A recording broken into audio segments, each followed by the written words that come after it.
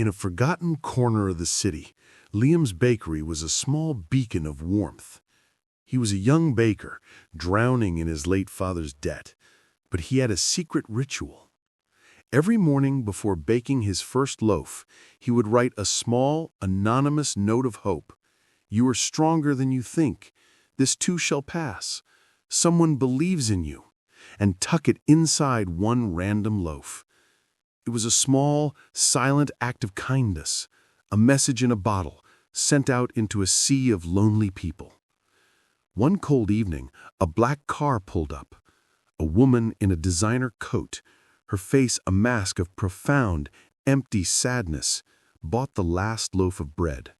This was Eleanor Vance, a billionaire who had just lost her only child. Her perfect world had shattered, and she had decided that tonight would be her last. The loaf of bread was just a final, meaningless act before the end.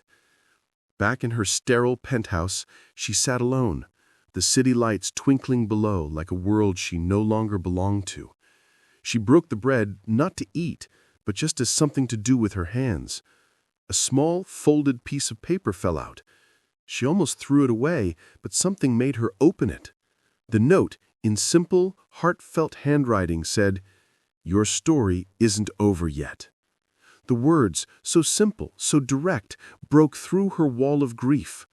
A stranger somewhere out there had unknowingly spoken directly to her soul. It was a sign, a tiny flicker of light in an endless darkness. She didn't end her life that night. Instead, for the first time in months, she felt a sliver of hope. Determined to find the source of this impossible message, Eleanor used her resources to track down the small, struggling bakery. The next day, she walked in, not as a billionaire, but as a woman searching for the person who saved her life.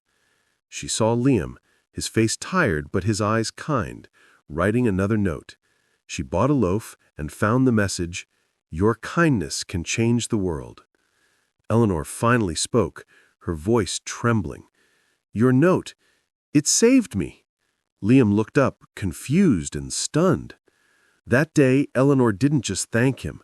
She bought the bakery, cleared all his debts, and funded his dream to open a chain of hope bakeries across the country, each one with a secret note of hope tucked inside.